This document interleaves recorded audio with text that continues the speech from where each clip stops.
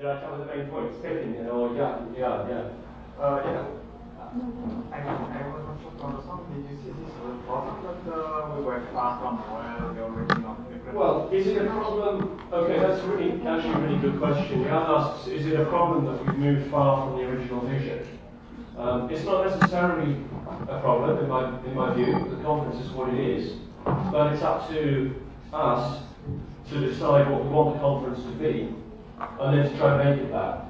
Okay, we can, because as I see it, it's not because I can't hear. As I see it.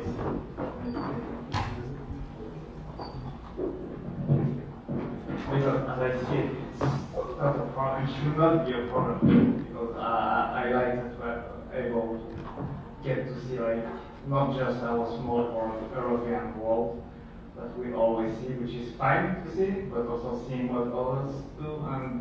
And from what I understood, what I was told, it was there are probably a lot of free software users in the graphics world in Brazil. Oh yeah. And probably a lot of them were not even aware that the graphics meeting were running.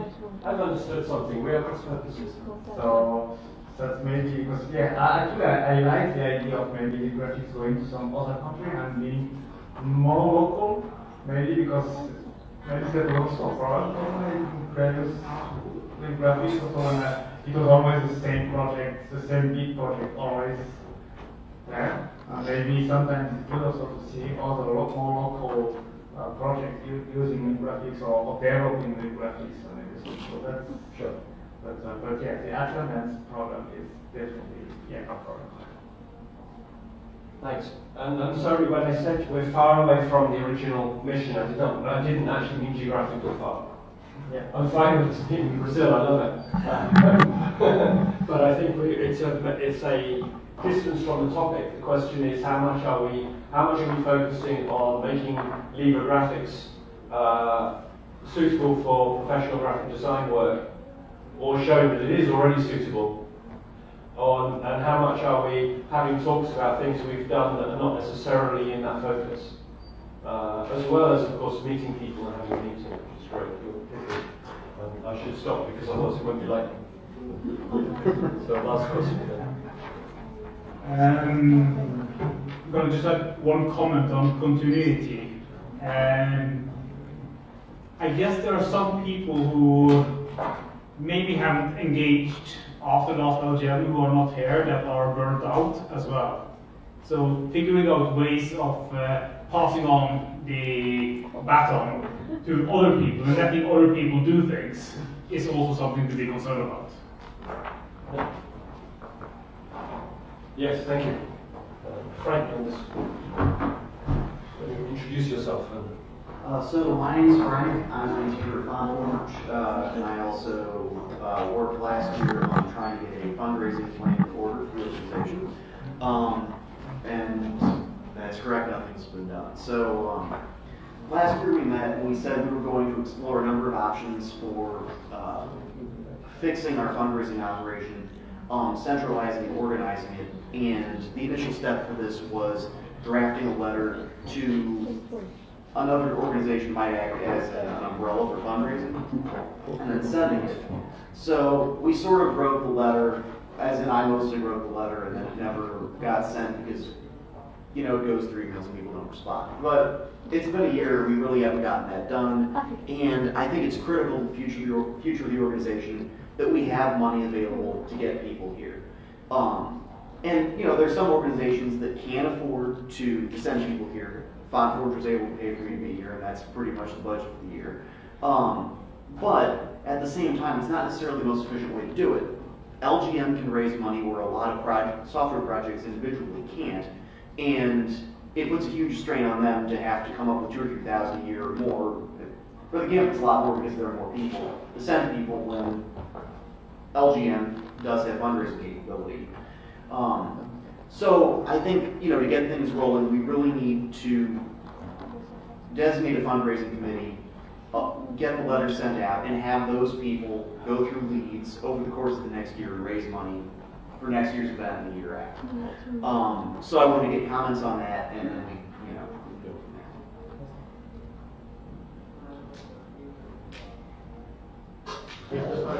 Visualize the part, please. So, in order to make sure that we have money for next year, I think it's very important to get a committee together now of people who are willing to help out on this, to make sure that we have the momentum and we don't just wait till 3 months before next year and realize we don't have reimbursement money.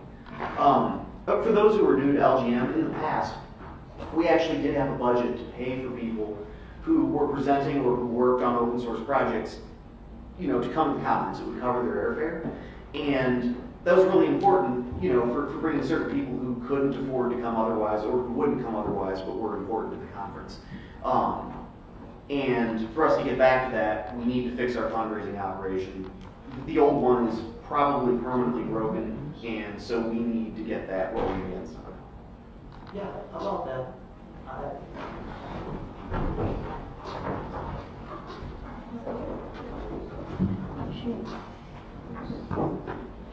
I understand your proposal is like having a cycle of 1 year, you know, like you're going to start now the fundraising process for next year. I actually think it might make more sense to have like 2-year cycles, because you know, if you think about corporate sponsorships, those guys they need 1 year to make their planning for their financial planning and everything. So I don't think you can actually find a gap on that time if you're only thinking about 12 months ahead. Oh, indeed, I'm not proposing that the committee dissolve itself between conferences or anything. Just that if we don't get something started now, I'll be making the same speech next year and we won't have any money. I have a question.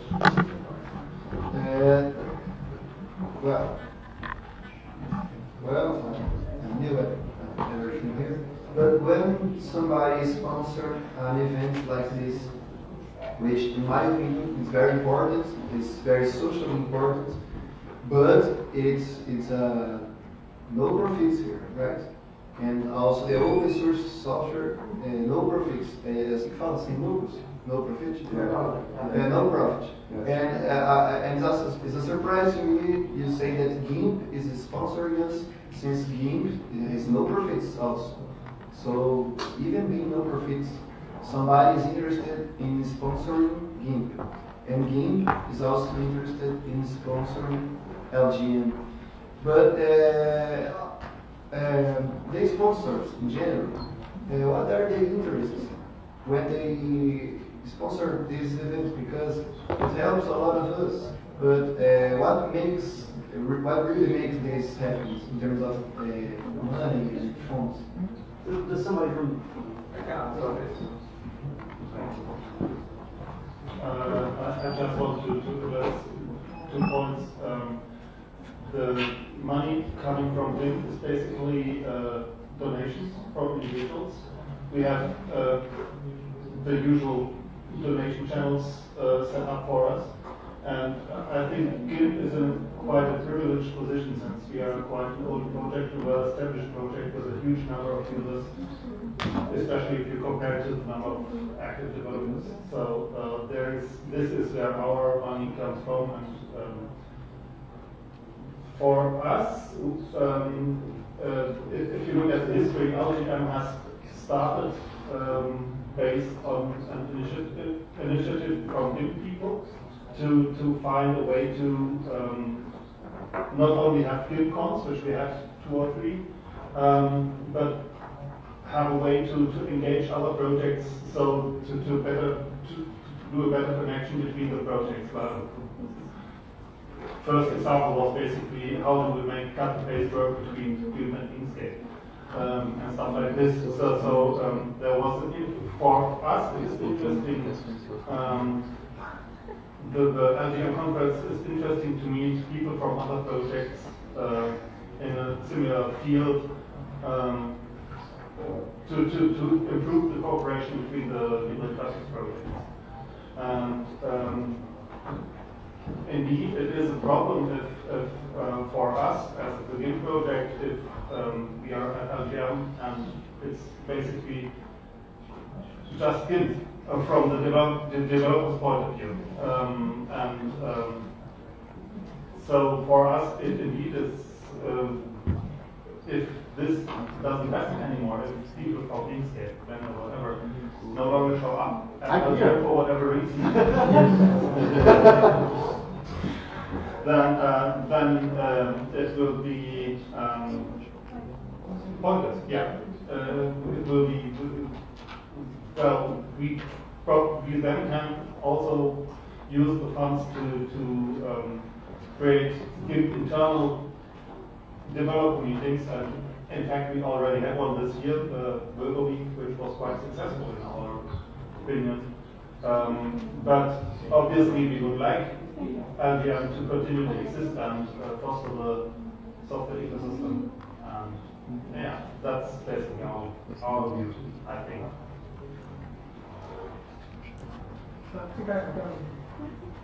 Brother, I have his question about what interest could possible sponsors have in sponsoring something like LGM.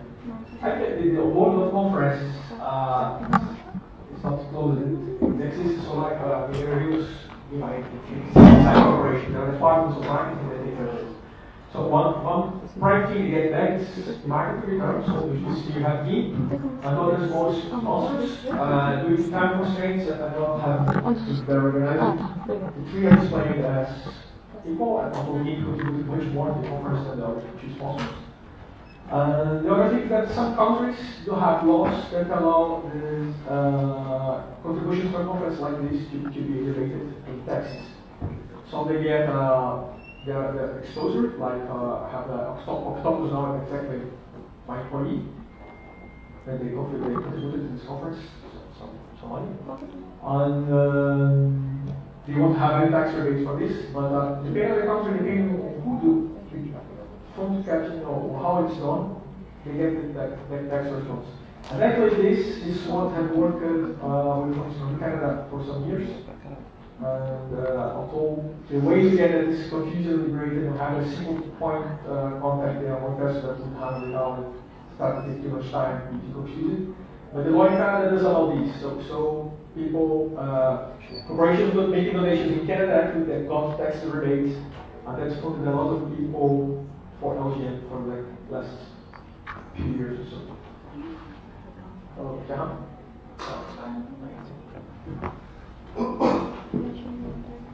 I have just one concern for you and the other question. I think there's one more thing that corporations and sponsors are interested in is that they're interested in free software. And as we say, like there are a lot of breaking in, especially in graphics and also like there's a lot of like the proprietary software. They have some companies like Adobe that have and a lot of companies that are just interested to have like to actually use more free software. So they most of such events, if they think it can improve things the way they want. So that's, I think one more is not only about taxes and stuff like this. I think some companies actually want to improve the and after this I have a question I want to ask. So when I don't understand your point when you say you want to make committees, so with who? So you say basically there is a committee which has to be created. With who? So we need people who are willing to help out with the fundraising effort. To go through the list, contact people who give it before, and who might give it in the future. Companies, most of them. Just in general, yeah, it's more credible when you have a committee versus just the guy who has to make it.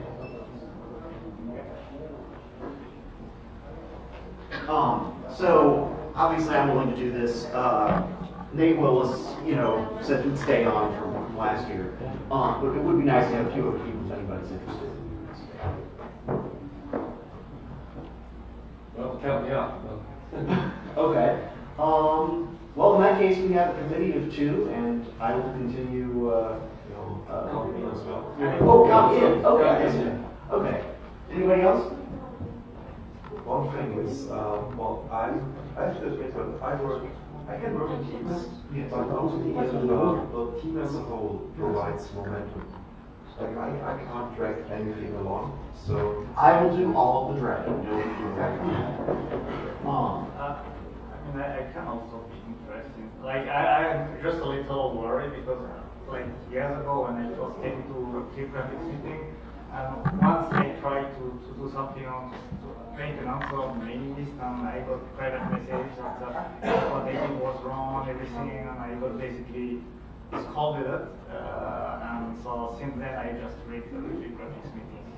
So and I decided to never, which is like to never get into organization or whatever. We'll maintain an off channel or something that's not public enough to be subject to those rules. I mean, and the way we're structuring this is it's a committee of people doing things. It's not necessarily a committee that requires, you know, everybody to weigh in on everything, so we won't be weighed down weighing people like we were last time.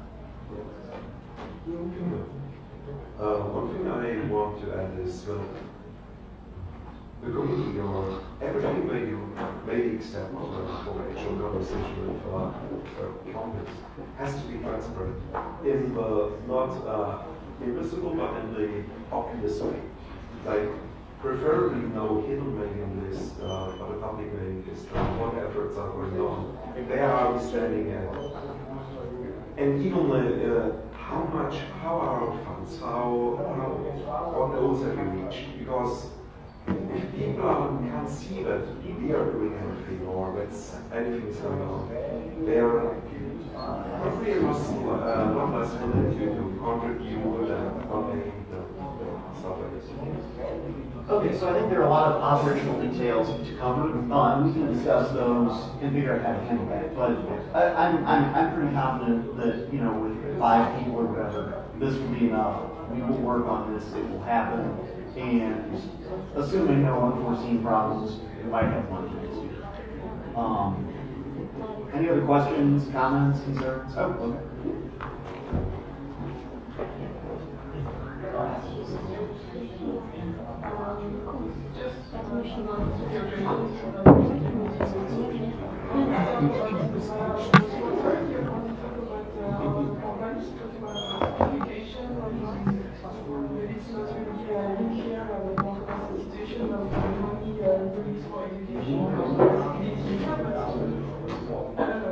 We have some contributing, but I think person in the back will I would like to comment on this.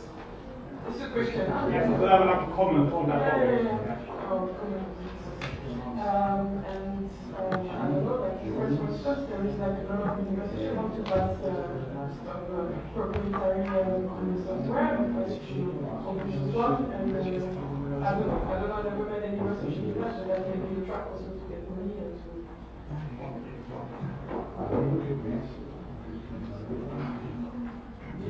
So one of the reasons given is as a big sponsor this year is that part of our surprise we have to pay to be there with this university. The many prior LGMs, that has been how the hosting university has sponsored the event, is by providing a location for it. So there was going to be a sponsor that fell out, so then there wasn't any budget for it, and Gibbs said, well, LGM has to happen, so we will cover that expense. But as a general point, we'd certainly look for other grant opportunities. Institutions might sponsor that. But the first thing we're going to do is try to get a lead list from all the different people who raised money before and try to consolidate that and give them. But certainly, you know, if anybody has a lead, send it, you know, before the end of the conference, we'll have an email address or a list set up and we'll collect as many of those grants as well.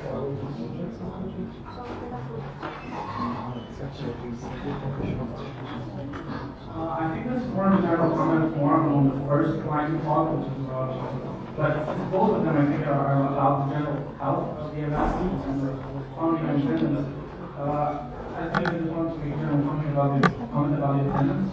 I'm a PhD student here at the university, and I only learned about this, that this is happening here, like last week, by accident during a conversation on Mastodon. People only got it. So And then I talked to a friend of mine who's from the design department, and it's apparently the design department that's actually managing, it's not the computer science department here.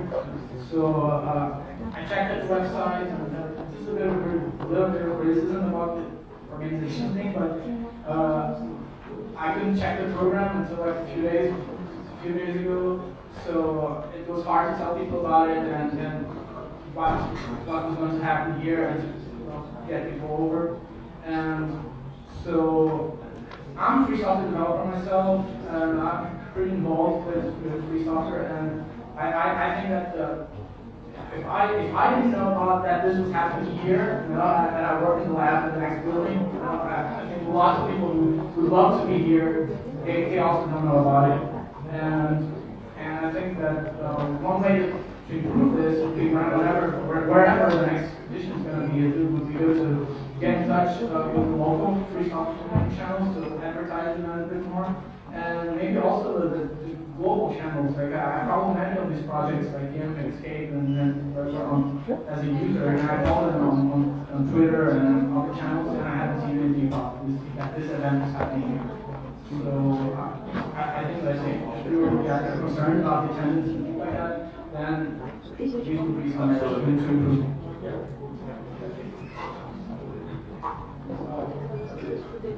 So we could certainly plug these on the individual project lists, but as the local stuff, I haven't done that. I'll let somebody who has give that. Yeah, actually, being late to the organization reason, maybe Kelly, it's my fault. I was thinking video match that should have been on the September.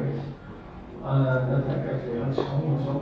But as for local advertisement, probably the groups are so sparse and very grouped that it's hard to do the advertisement.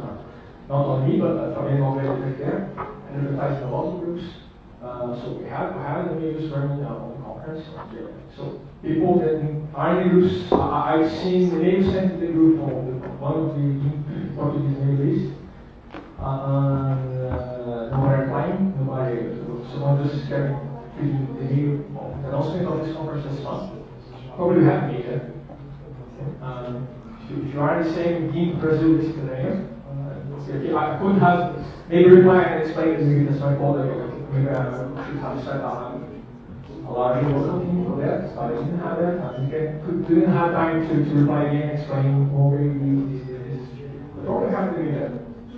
So yes, of course, this should be done. Yes, this is a lot of. If I had done the work proper, we could have this maybe twice or for people here. But it's not one person, not a people person. That's why we have to say all included.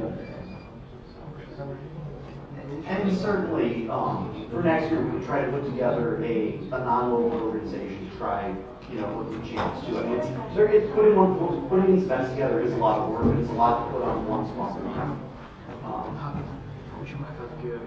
Did you have something? Oh, okay.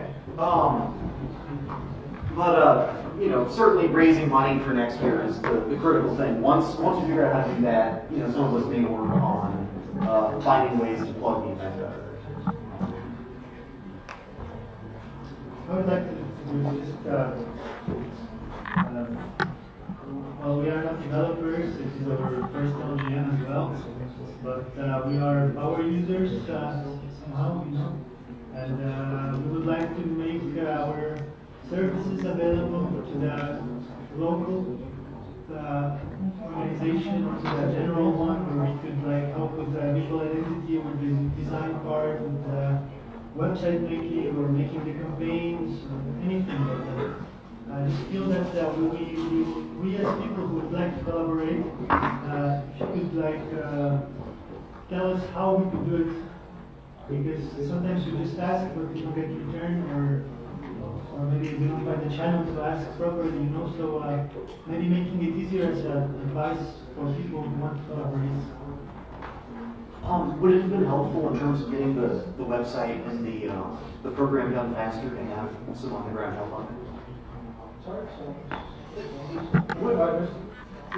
If for example, yes, actually, Friday was started last week. Oh, we did. Okay.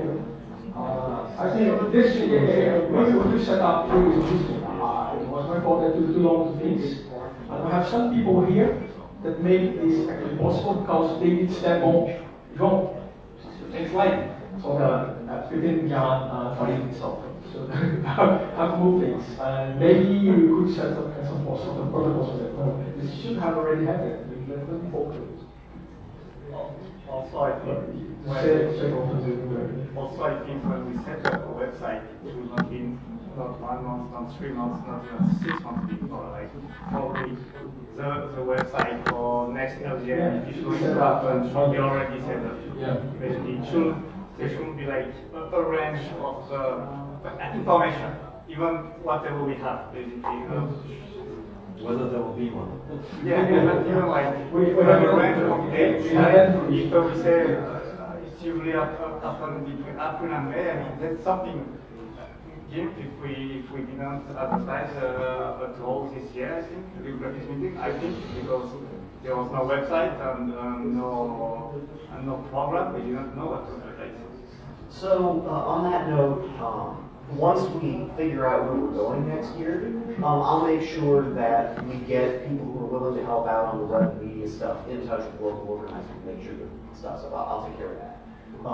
We could potentially just in the week after LGM increment the year and have like an empty stripped out website so it wasn't advertise an event happening in Rio. Exactly, a copy is better than nothing. But hopefully, before we all leave here in 2 days, we'll know where next year's event is, or we'll have some prospect list. But that's above the pay grade for today. Anything else over here? You can translate this because my name is not good, que eu só acompanho o LGM há mais de 10 anos e colaboro naquelas campanhas da LGM. He's been following the event during the last how many years? Há 10 anos. 10 years. E colabora com aquela campanha de arrecadação do prédio, que é curso. And he contributed. He contributed money to the campaign. Para a realização do LGM. Assim como também colaboro com a conferência dela há mais de 10 anos. As well, he also collaborated more than 10 years with the academic conference, with design tools. Enfim, o que eu percebi do LGM em comparação à da Belle, que eu já fui a mais de 5 edições em diferentes países. The thing that he noticed regarding the LGM in comparison to the one that he's been attending like 5 times already. É que organizamos com 2 anos de antecedência já o próximo país, então a China, já sabemos que em Taiwan será em 2018. Yeah, the fact is that they organized 2 editions in 2 years?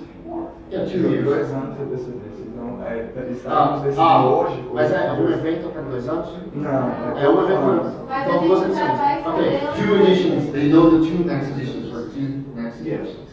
Enfim, eu acho que o prazo fica curto. So he thinks it's better because of the timing. So I think this moment is this is LGM. Don't need this the next year, but need this it would be nice, yes. Because many people need plan free travel. Many people. Okay, sorry. But, yeah, no. Actually, we've had 2 years to invest for these LGMs, but what I didn't have is a return from this video. People just could not confirm that this room until October. And I could ask for sponsorship when I didn't have the dates. But we don't have it now. We had it set up in 2015, I think. It was when it was okay. So next year in London, 2017 in Brazil, but now we have none. So I guess on that note, if anybody has an affiliation with an institution that might be willing to host in the coming year, not necessarily the next year. There are 2 proposals already. Oh, good. Okay, yeah. I'm not sure if there is.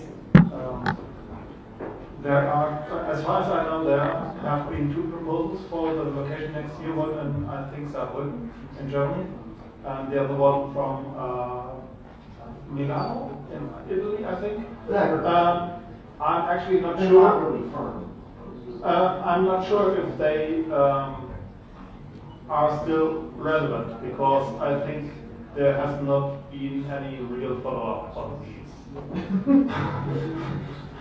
That's my state of knowledge. Well, so who's the nearest point person we have for either of those proposals? What? Sorry, CD? We don't have one. Sorry.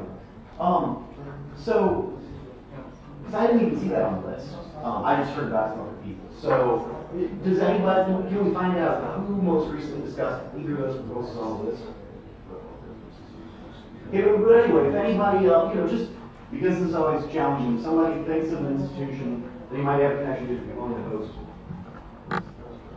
We have relationships with universities in Paris or around Paris with good aspects like I will never do not be for next year, like at least for 2 years.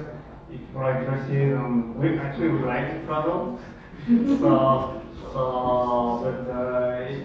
that could be a possibility, of course, in Paris or like in Paris or in Paris, France. Okay. So anyway, you folks just think about it if you can, if anything comes to mind. So we've run way over our time. We're probably going to close up. But since we have to talk about next year, we can continue to discuss all this stuff. I guess tomorrow.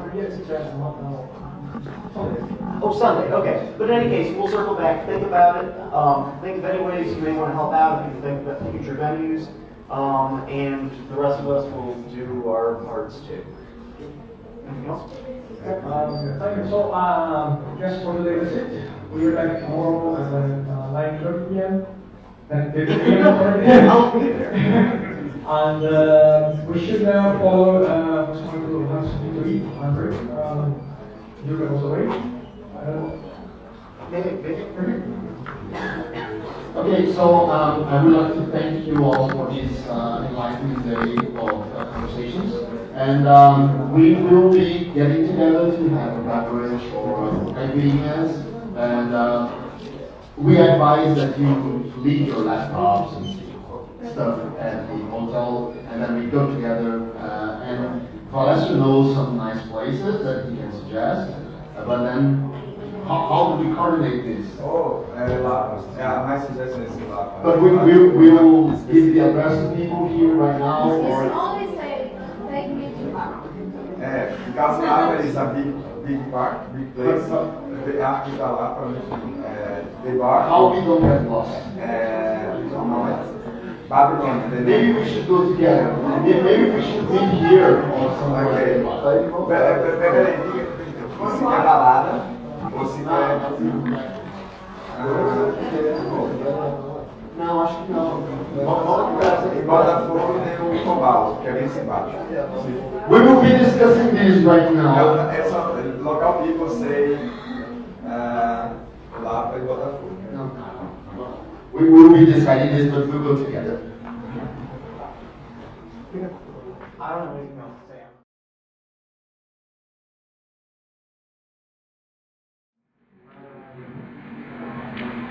So we're starting the lightning talks. Everyone will present the subject shortly in 10 minutes or less. Okay, starting with 5. So the next presenter is Ishan Muhammad. He wants to get his stuff ready for you. Or could I just borrow this? Is my copy? Yeah.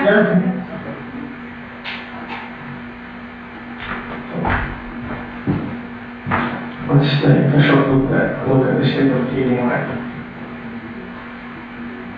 So I start. I'm going to be quick here because you already had something in the state of Libre Graphics, but many people were not here, so I'm going to do a brief introduction and talk mostly about the future, which is this year. So KDM Live relies on these technologies for it to work, and maybe this year we can also rely on cable for it to work also, so let's see if that can happen. So basically, KDM Live is almost dead. I can't remember the year, but it was 2010, 2011. the developers vanished and the project almost died. Someone found him again, which is JD, and he took that project. In 2014-15, something very interesting happened, which we started 14 staging live from QT4 to QT4 to QT5, I like to say QT. So from QT4 to QT5. And that also happened that we became part of KDE. That helped to not worry about all the infrastructure, and we started focusing more on the software. By this time, many people who are professional video editors joined the project. People who work in TV stations, in other places, who use editing as their lifestyle for their living. And they bought also a lot of free software, so we want to build a tool that we want to use to work. So in 2016 we started to focus on the project and try to go on a common goal.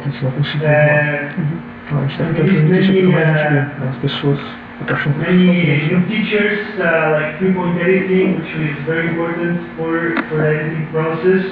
We have timeline rendering. I'm going to show a bit of these examples here. One of the big ones is that we had more than 500 bugs fixed.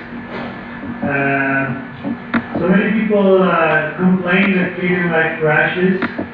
This is actually not the problem of Kdenlive. Some of it could be, but many of the people who complain are problems with versioning between Kdenlive and NLT, which is a packaging issue more than a software issue.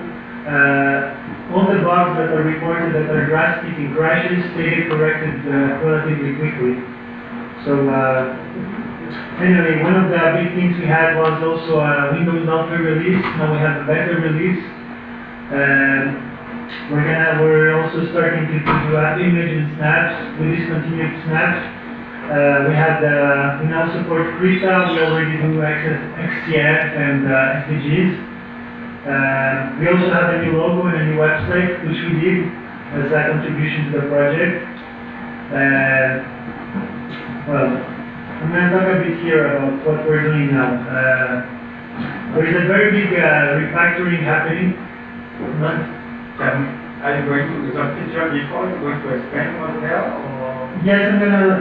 Okay. Okay, maybe I can... Some of the examples are some of there, so I don't know. Or if I can ask questions. For example, what is 3-point editing? Well, 3-point editing, I'm going to show it now. Let's say I have a clip here. I'm working with color clips, so it's lighter on the hardware. So let's say I have an in point, I choose it here. I choose an out point here. And then I would like to insert it where the timeline cursor is. So I just press V. And basically you do this, everything in the keyboard. So that is the concept of 3-point editing, where you put 2 entry points, one out through point, and you can do it. This can happen in two modes, inserting or as overwriting. So one of it replaces and the other just overwrites. This is basically what is 3-point editing. We have timeline rendering, which is sometimes on a timeline you have very heavy effects, very heavy compositing, and you need it to be fluid. So we have you can choose an in point here in the timeline and an output here in the timeline, and you can just render it. So you have a preview zone in the timeline where you can where it's heavy with many effects, and then it renders and it will be very fluid. One of the big effects we have this year also is well, not this year, but it's been really worked well, is a position and zoom effect, where you can have you basically have inputs, outputs, you can control layering and stuff. One thing which you were talking about, Jehan, that you said there is no compositing, as you can see here. There is compositing, you don't need to do this anymore, this has been fixed. A rotoscoping has been done, which is a bit showed here in this effect, where you choose the in points and out points, and you draw over the timeline, and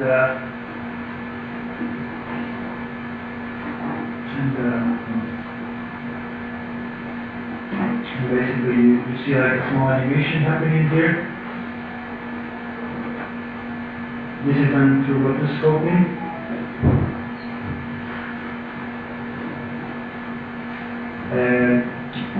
We have also lots 3D effects where you can choose like you can film in a natural or LUT, and then you can import it in Live and it will work. It currently only handles that .cube format, but there are ways that you can convert the others for it to work. We have a cached data manager, so basically when you have a project, I see Jean getting closer, so I'm going to finish soon. So when you have like a project, you can sometimes, you can here see how many, you can control your cache data, thumbnails, video clips. If you have proxy clips, you can erase and manage all your project data. As well as you can have now a library feature, which basically, if you like come here and you archive the project, you like save everything, you can give it to another editor and he can continue doing this. As well as you can save, here in your project, you can save these things as a library, we call it, it's a library function.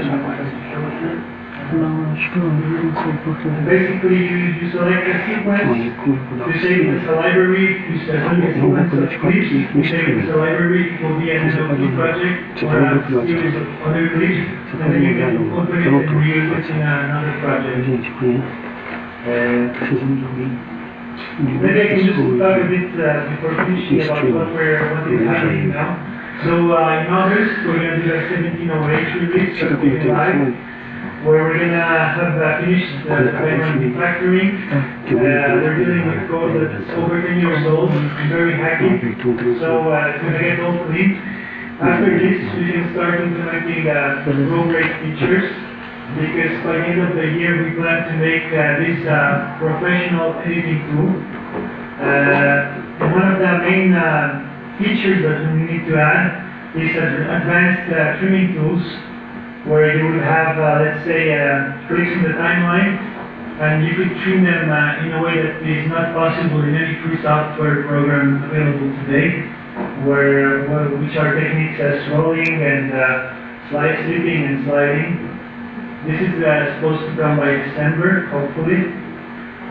One of the other things we think of putting is single track transitions, because currently in Live, if you want to do a transition, you would have to go here and dissolve, and then it will dissolve. It will only work on 2 tracks.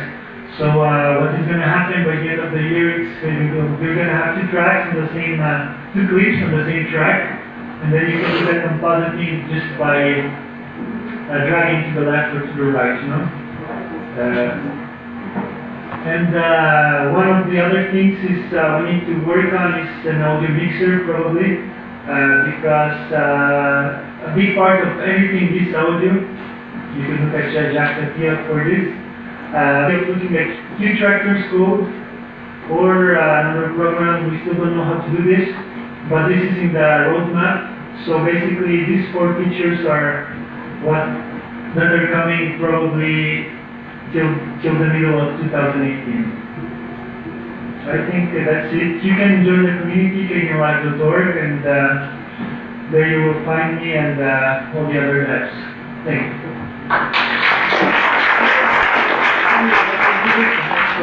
Yes, please. So, Hisham Mohammed, you're still in the room.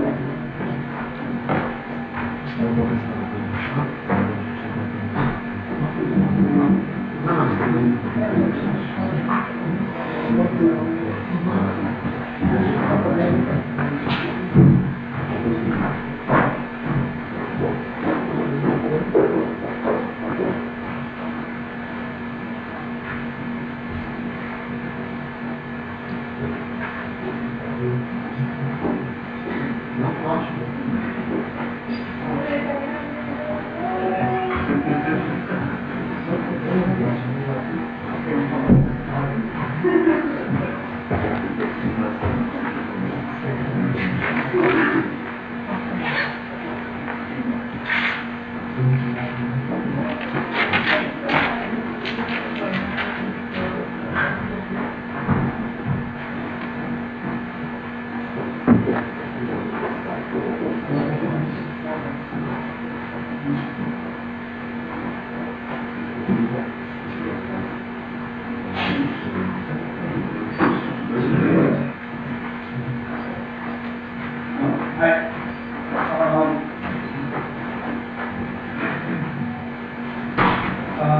I am Hisham. I'm a PhD student here at PUC. I'm working in the Programming Languages group under Palestras as my advisor, who was here earlier. And I think it's a really nice coincidence to have this event here and to be able to talk to you guys who are developers of end-user applications, because that's what my thesis work was on.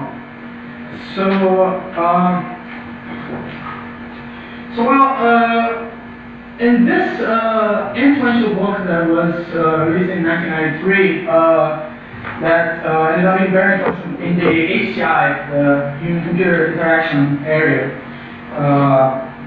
In this 1993 book called Small Matter Programming, Bonnie Hardy, the author, she argued that there are three kinds of people involved in software. Now, we usually tend to think of end users and developers, but she argues that there are more like three distinct kinds of people that we can think of.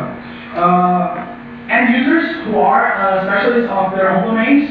So these are people who care about what their end goal is, and they don't really care about software. It's just a tool to get their work done. Then you have what I would call like domain developers, or people who are actually enthusiasts about the software itself, so they do get involved in a deeper level. And then you have the proper developers, who are usually like software professionals. Many successful examples of end-user programmable software, and we realize that they tend to follow a kind of three-tier design that actually provides for these different categories. You have a core that's made by developers, and then you typically have a scripting layer that is explored by those advanced users who end up becoming kind of developers within the domain of the application. And in some programmable applications, you would have a UI layer in which you have a UI level programming environment, which often uses some kind of visual language that tends to be indistinguishable of the user interface itself. Many of those UI languages, they take different shapes visually. So they can be graphs, as in pure data, which is audio synthesis application, or in the case of Blender as well, the node editors. So they can be graphs, or they can also be grids, as in the case of spreadsheets.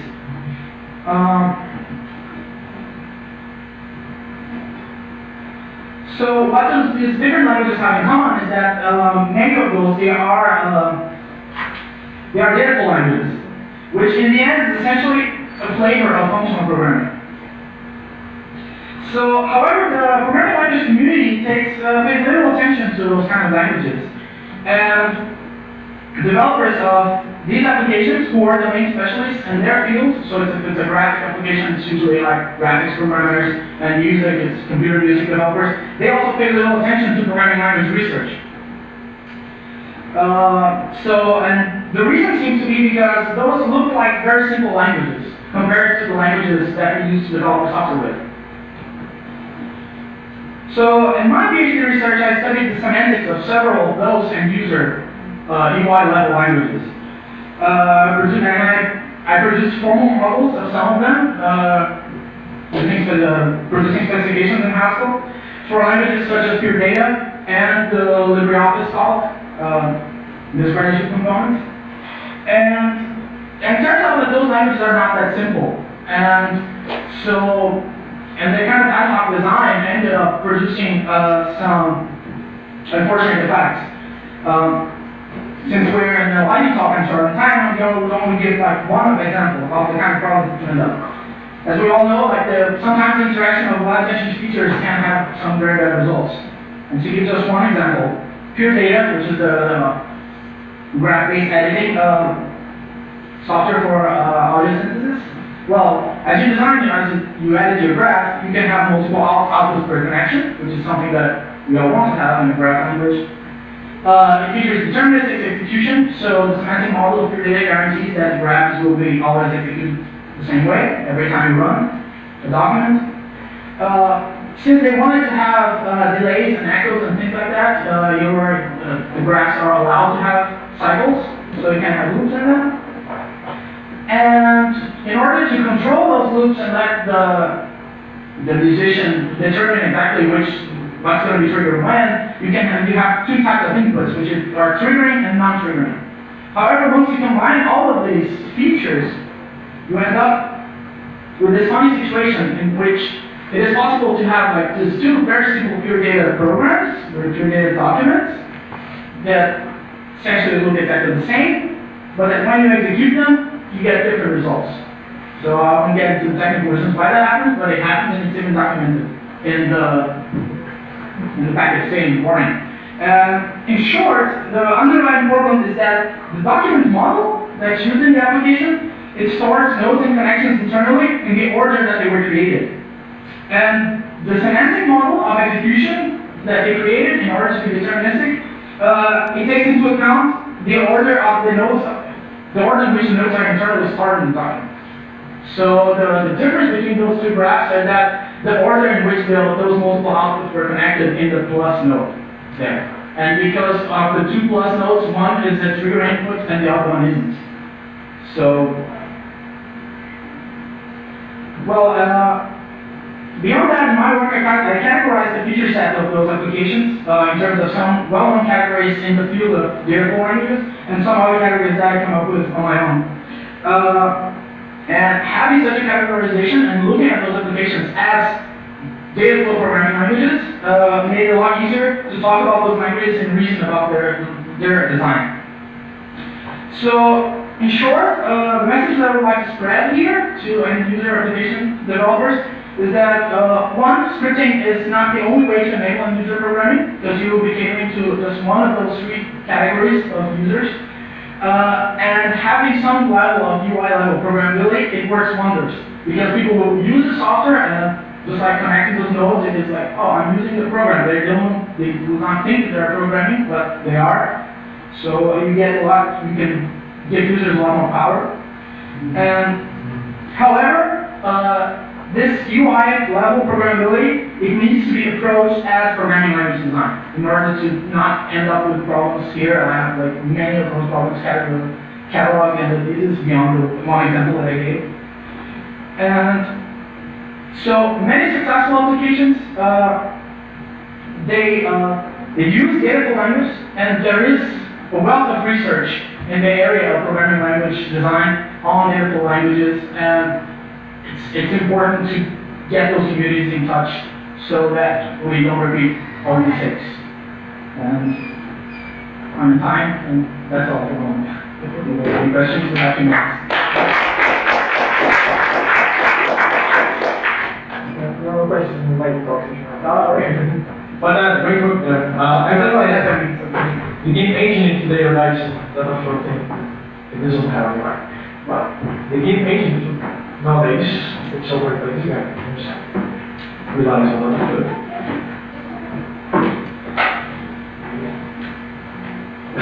It just doesn't have a UI engine for us. So, I will do the live talk, and the consequence of that is that I only want to do the demo. So, I've seen such pictures in the past, and demos and graphic design using that style graphics. And I've seen it again and again, various things. And one day I was thinking that, I wonder if I could use different colors for specifying different parts of that, and make that be how something would make it. And I had a deadline for something else, so I couldn't get started on it, but I eventually got around to play with the idea of doing this. So, roughly this was what I thought could be the input for creating that type of graphics. And what I was thinking is that GIMP has something called a new split filter, which allows you to do half toning. And but then you basically take how bright pixels to determine how wide the lines are. And I thought, well, if you have something determining how wide the lines are, maybe you could say that the color, the hue of the color, determines the angle of the lines.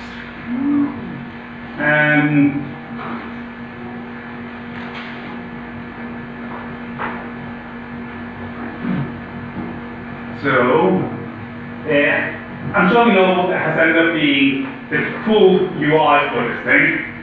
I'm going to tweak the period so that they have wider lines. Then I have this thing called angle boost, which allows me to tweak how the different hues end up being different from each other. And we also have a setting that determines the angle of either black or green, because it can do quite a bit more than just racing. But this thing becomes more interesting when we don't just do this thing, but I could also take this image instead, do the same thing and turn on the angle boost. Then the different angles do very different things, but I'm not entirely happy with how this has turned out, because the lines squeeze together in some points. Let's decrease this period again as well.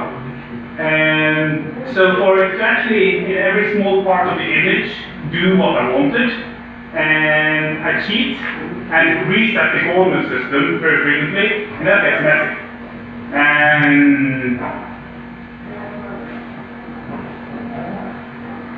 But I have yet another image here, where I have Britain, Brazil, and it is kind of boring if you just start out with the same thing we did at first.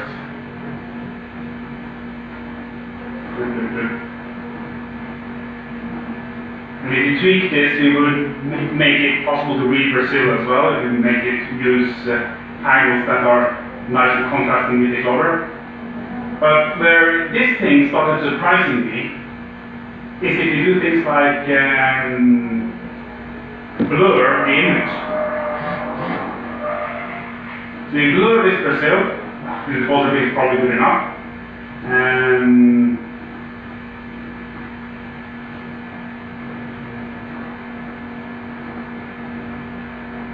then we turn on this angle boost so that the hue determines the angle. We increase the period so that it's not as straight. And then it started like, okay, this could be a really fun toy. And I haven't gone to the depth of playing with this toy, but you see also the background of this and how it did those other gradients I put into it.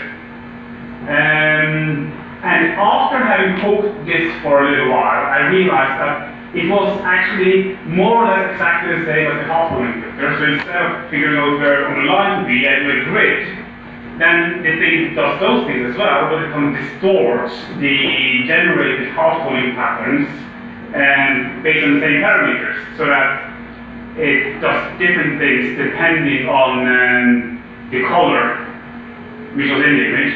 And this made me think, well, there's even more parameters you have in some of these human perception color spaces. You have the luminance, the brightness, you have the hue, but you also have saturation. And that is where our parameter I end up calling turbulence ends up coming into play. This image doesn't do that much, but maybe I'll turn off the angle boost to do something. Let's go back to lines, because that,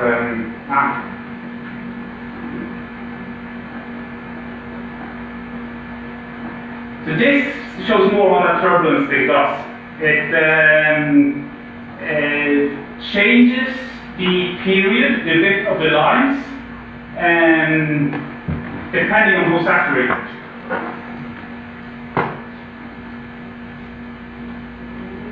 Things where so you can speed it even more up. And for that I don't need to use that block size cheat, because it ends up doing things quite correctly anyways. The version I'm running right now uses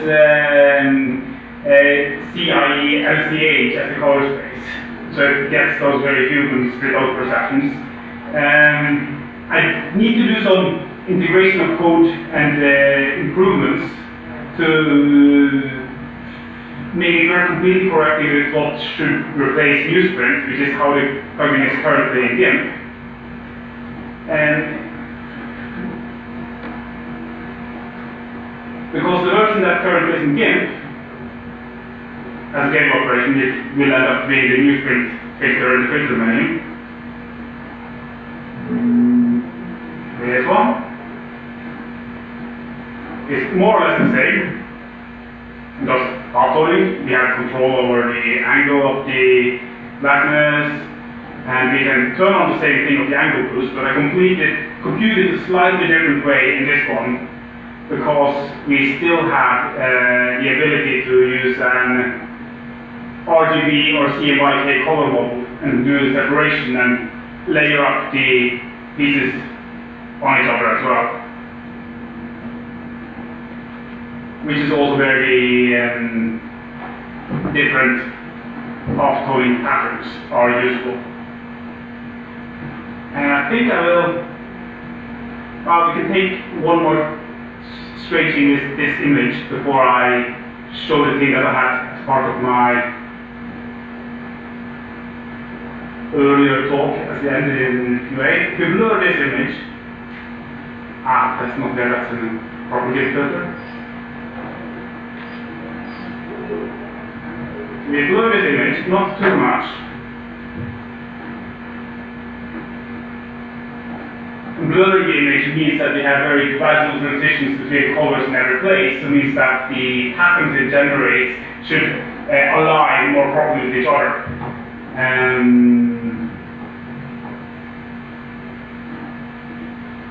I'm going to run the tweak version again.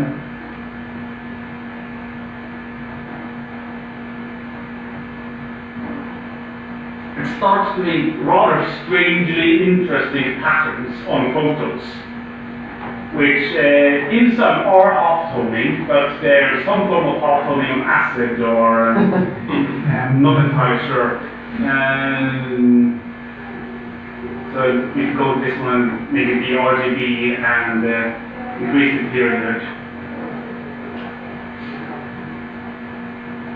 And then turn on this angle boost. Okay, 1 minute.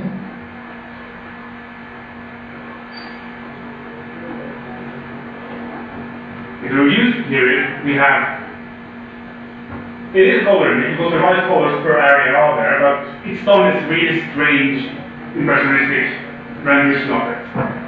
And then I'm just going to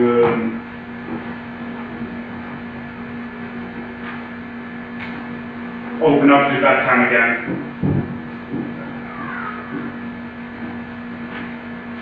And this is a WebGL implementation of exactly the same thing, where it moves through some presets and shows a photo. And you can also store up images from it to use an avatar or something. And there's some keyboard controls for controlling it. But it's performing those effects with WebGL? Yeah. Okay. It's much faster than stuff than actually Chromium, but then manages over VOH, DPS, and doesn't work locally. I didn't want to go online. But it's actually exactly the same code as the C version that runs as a WebGL shader. So I use a subset of WebGL and C that are compatible with each other.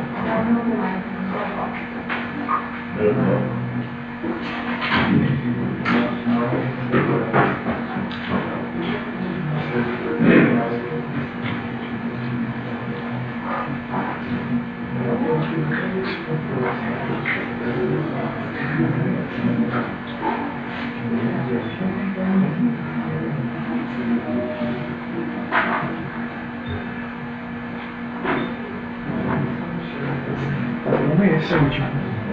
Essa é a última?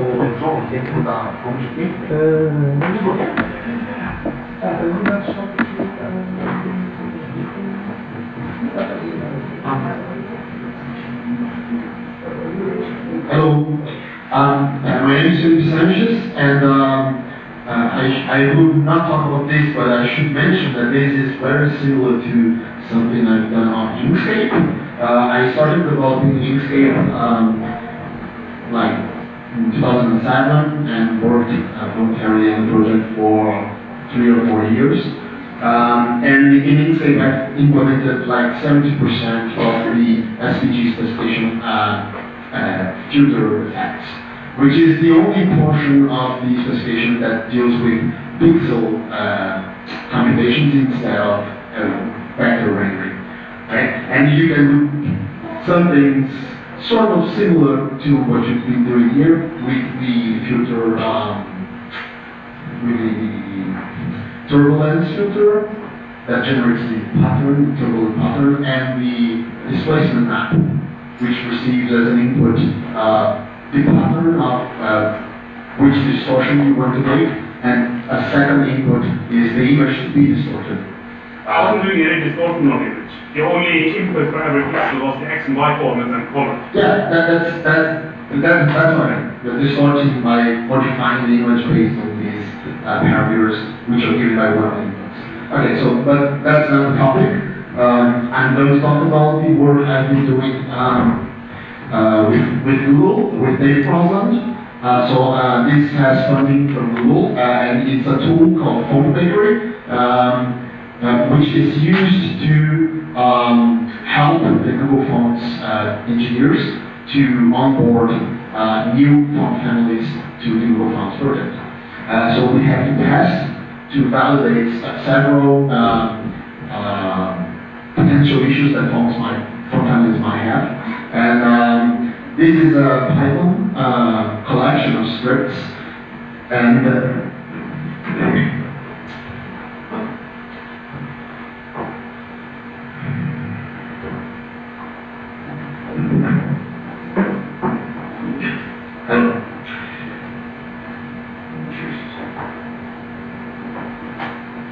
so you can see that we have several Phone Bakery something scripts, which are tiny tools to fix specific issues on families.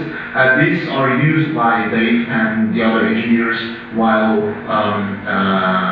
updating families in order to adhere to the quality standards specified by the Google team, Google Fonts team. So there's all sorts of tiny specific purpose tools, and there's also the major one is these checks and pipe is where we have all of the implementations of the checks. Some checks are very simple, some are more convoluted, but we have like something like 120 kinds of checks of all kinds of problems. And all of these checks are developed based on feedback from Dave, based on what he sees in the actual fonts that people are submitting to the project. So anytime he's got to fix more than once the same problem, he tells me, now this should be an automated check, and perhaps even a hotfix if needed. We have the ability to run the checks on the command line, and it generates a JSON file with the report of the check results. But we can also run it on a drag and drop user interface on Google App Engine, which is this. So you load the fonts that you want, so there's this. You upload the TTI files of the family, and then there's no send to, and run the checks. This will probably not work here due to the internet connectivity issues, but it's supposed to get the results and display them. It's not important because I will show something offline, which is equivalent to what we show up here. Just as a note, this is an SVG file with SMIL parameters to animate the issues. And this is the logo of the font bakery. Okay, so what you would see is something like this. We also have a new version of the web tool where we can automatically run the checks on all of the Google Fonts projects by checking the binaries of the Google/Fonts GitHub repository, which is where the final fonts that go to production servers are publicly available, but they are of course also available on the Google Fonts website. But so again, this is one of the pages, but it's equivalent to the other one. So you can see all of the checks, which are errors, which are warnings, and you can sort by result type. And these are the kinds of problems that you can see. And okay, and then there's the front page where we list everything. I did not focus on the visual aspect of this. I'm really working on the internals of the tool for a while. So at some point we may make it better looking, but it's just a list of like 900 font families. And for each one of these, you have the total score. These ones that do not show a score, the meaning of this is that the font family is using a non-canonical naming scheme, so it simply refuses to run the test suite. So it's so basic issue that you gotta fix the names of the TTI files, and then you can run properly. And so for any one of these, we can click on the family, and I'll upload this, and this is what you see. With one tab for each style. We should have. If you have like regular code, etc., italics, you have one tag for each, and this is running on the production files. But you also want to compare with the upstream Git repositories of the designer's GitHub account, where they are actually improving the font family. So I'm also running the tests on the Git repos.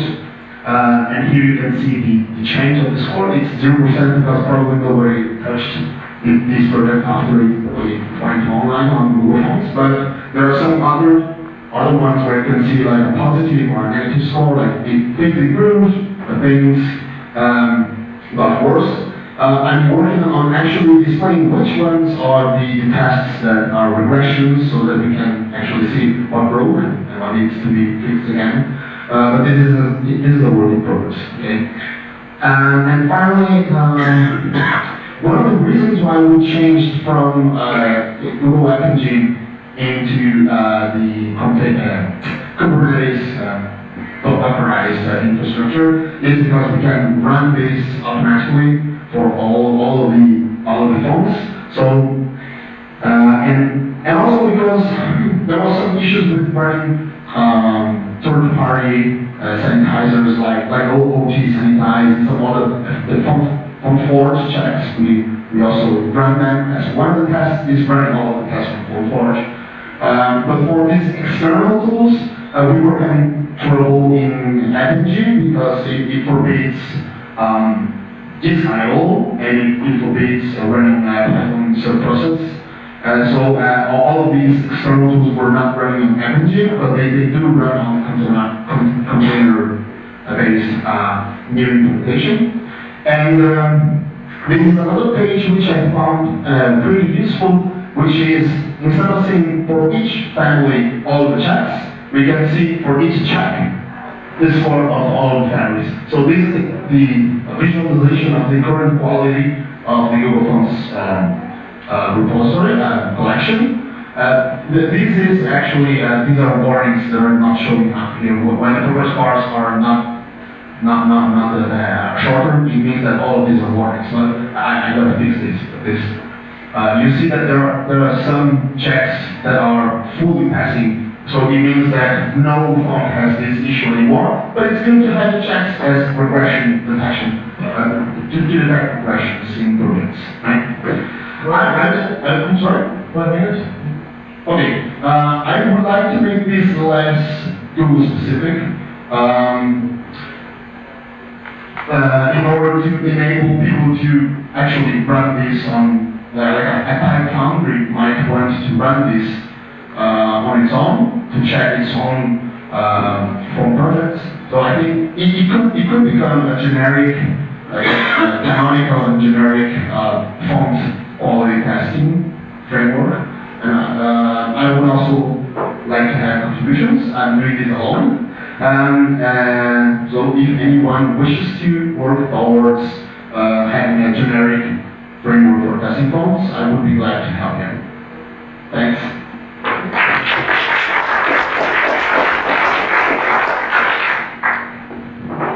Unfortunately, we have to the turn. And then we have one more half day of LGM forum, starting at 9:30 here. So that's it. Thank you for being here with us.